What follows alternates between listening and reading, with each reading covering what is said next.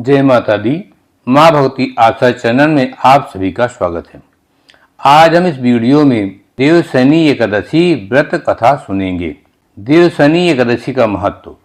ब्रह्मवैवर्त पुराण में देवशयनी एकादशी के विशेष महत्व का वर्णन किया गया है।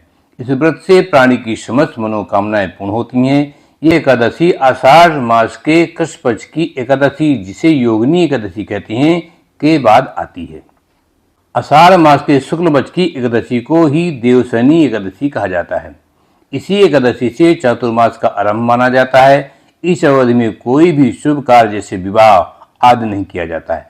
मानता है कि इस दिन से भगवान श्री हरि क्षीर सागर में शयन करते हैं और फिर 4 माह बाद उन्हें उठाया जाता है। उस दिन को देवोत्थानी एकादशी कहा जाता है। इस बीच के अंतराल को ही चतुर्मास कहा जाता है। देवशयनी एकादशी को देवशयनी महा एकादशी, थोली एकादशी, तेलुगु, हरि, देवशयनी, पद्मनाभा, शयनी तथा प्रबोधिनी एकादशी भी कहा जाता है। देवशयनी एकादशी व्रत कथा। धर्मराज युधिष्ठिर ने कहा कि हे केशव, आषाढ़ शुक्ल एकादशी का क्या नाम है? इस व्रत के करने की विधि क्या है और किस देवता का पूजन किया जाता है? भगवान कहने लगे कि हे युधिष्ठिर, जिस कथा को ब्रह्मा जी ने नारद जी से कहा था वही मैं तुमसे कहता हूँ। एक बार देवर्षि ऋषि नारद जी ने ब्रह्मा जी से इस एकादशी के विषय में जानने की उत्सुकता प्रकट की। तब ब्रह्मा जी ने उन्हें बताया, सतयुग में मानधाता नामक एक चक्रवर्ती सम्राट राज करते थे। उनके राज में प्रजा बहुत सुखी थी, किंतु भविष्य में क्या हो जाए ये कोई नहीं जानता है। अतएव वे भी इसी बात से अनभिज्ञ थे कि उनके राज में शीघ्र ही भयंकर अकाल पड़ने वाला है। उनके राज में पूरे 3 वर्ष तक वर्षा न होने के कारण भयंकर अकाल पड़ा। इस अकाल से चारों ओर त्राहि त्राहि मच गई। धर्म पक्ष के यज्ञ, हवन, पिंडदान, कथा व्रत आदि में कमी हो गई। जब मुसीबत पड़ी तो धार्मिक कार्यों में प्राणी की रुचि कहाँ रह जाती है। प्रजा ने राजा के पास जाकर अपनी वेदना की दुहाई दी। राजा तो इस स्थिति को लेकर पहले से ही दुखी थे। तो सोचने लगे कि आखिर मैंने कौन सा ऐसा पाप कर्म किया है जिसका दंड मुझे इस रूप में मिल रहा है। फिर इस कष्ट से मुक्ति पाने का कोई साधन करने के उद्देश्य से राजा सेना को लेकर जंगल की ओर चल दिए। वहां विचरण करते करते एक दिन वे ब्रह्मा जी के पुत्र अंगिरा ऋषि के आश्रम में पहुंचे और उन्हें साष्टांग प्रणाम किया।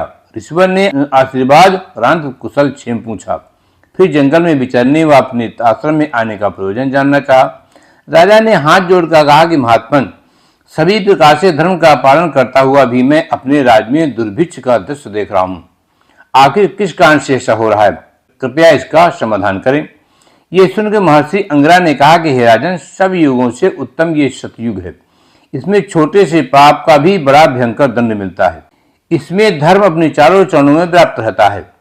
ब्राह्मण के अतिरिक्त किसी अन्य जाति को तप करने का अधिकार नहीं, जबकि आपके राज्य में एक शूद्र तपस्या कर रहा है। यही कारण है कि आपके राज्य में वर्षा नहीं हो रही है। जब तक यह काल को प्राप्त नहीं होगा तब तक यह दुर्भिक्ष शांत नहीं होगा।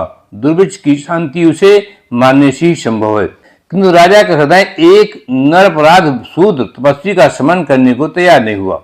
उन्होंने कहा कि हे देव, मैं उस निरपराध को मार दूंगा। ये बात मेरा मन स्वीकार नहीं कर रहा है। कृपया करके आप कोई और उपाय बताइए। महर्षि अंगिरा ने कहा, आषाढ़ मास के शुक्ल पक्ष की एकादशी का व्रत करें। इस व्रत के प्रभाव से अवश्य वर्षा होगी। राजा अपने राज्य की राजधानी लौटाए और चारों वर्णों सहित पद्मा एकादशी का विधिपूर्वक व्रत किया। व्रत के प्रभाव से उनके राज्य में मूसलाधार वर्षा हुई और पूरा राज धन धान से परिपूर्ण हो गया। ब्रह्मवैवर्त पुराण में देवशयनी एकादशी के विशेष महत्व का वर्णन किया गया है। इस व्रत से प्राणी की समस्त मनोकामनाएं पूर्ण होती हैं। आशा करते हैं ये वीडियो आपको पसंद आई होगी। वीडियो देखने के लिए आप सभी का धन्यवाद।